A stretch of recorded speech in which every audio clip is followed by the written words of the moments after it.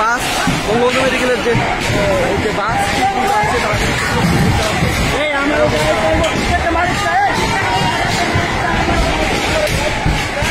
বাইরে থেকে কিন্তু এখন তারা একটু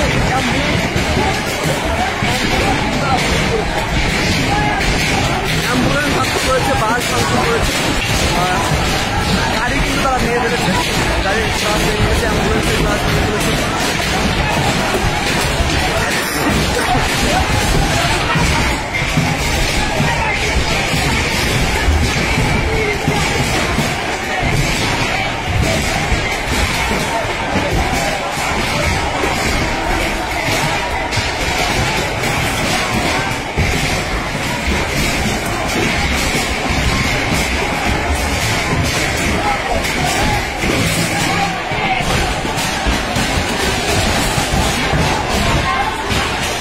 এই মুহূর্তে যারা কিন্তু বঙ্গবন্ধু মেডিকেলের যে পরিবহন বাসগুলো রয়েছে এবং অ্যাম্বুলেন্স সহ যে গাড়িগুলো রয়েছে সেগুলো কিন্তু তারা ভেঙে ফেলছে। মূলত একটি অ্যাম্বুলেন্সই ছিল, বাকিগুলো পরিবহন গাড়িগুলো কিন্তু তারা এই মুহূর্তে পুরোপুরি প্রত্যেকটা গ্লাস কিন্তু তারা ভেঙে ফেলেছে। ভাই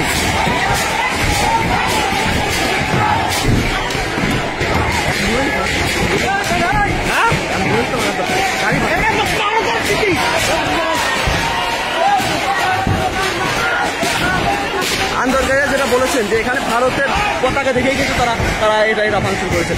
ভারতের পতাকা না থাকলে কিন্তু এটা ভাঙচুর করতেন না বলে আমাদেরকে জানিয়েছেন।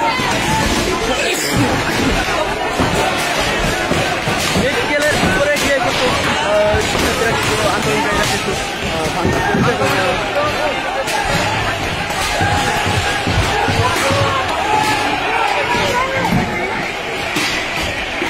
এখানে কিন্তু বাইক ভাঙচুর করেছে, বাইক ভাঙে আগুন লাগিয়ে দেওয়া হয়েছে।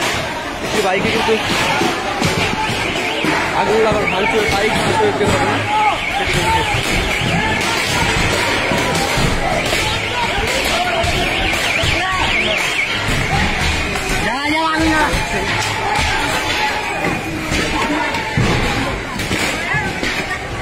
বাইক ভাঙচুরের ঘটনা, বাইক কিন্তু ভেঙে আগুন লাগাই দেওয়ার ঘটনা ঘটছে। এই পাশে দেখছেন এই যে পরিবহন যে গাড়িগুলো সেগুলো কিন্তু পুরোপুরি ভেঙে ফেলা হয় এবং বাইকগুলোতে কিন্তু আগুন লাগাই দেওয়া হচ্ছে।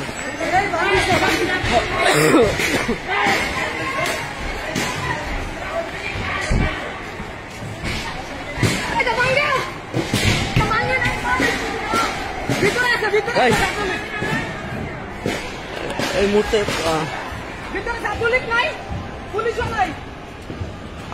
আমরা একটু কর্তৃপক্ষের সাথে কথা বলবো যে তাদের সাথে আসলে কেন এরকম হলো, কেন শিক্ষার্থীরা। আচ্ছা, আপনি মানে মেডিকেলের কোনো স্টাফ বা শিক্ষক এরা কেন শুরু করলো আসলে? এর ভিতরে কি কোনো ছাত্রলীগ ছিল বা কেউ কি বের হয়েছিল যাদের কারণে আন্দোলনকারীরা তো ক্ষিপ্ত হয়ে গেল? অফিসে ছিলাম, এখন অফিস থেকে ওই দৌড়াদৌড়ি দিয়েছে, আমি নিচে নামলাম। মানে এটা হঠাৎ করে কি জন্য একটা সেবামূলক প্রতিষ্ঠানে এরকম সমস্যা করতেছে এটা তো এখানে তো অনেক রুগী আছে, হৃদরোগের রুগী আছে, ক্যান্সারের রুগী আছে, ঠিক আছে। তারপরে অনেক আমাদের আউটডোরও অনেক লোক আছে। এটা তো করাটা মনে হয় ঠিক হলো না। এটা আপনাদের কোনো স্টাফ বা কেউ কি আহত হয়েছে এরকম কোনো খবর আপনি পেয়েছেন? আমাদের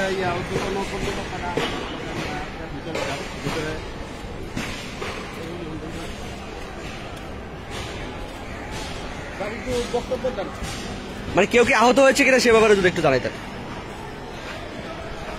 ঠিক আছে, থ্যাংক ইউ।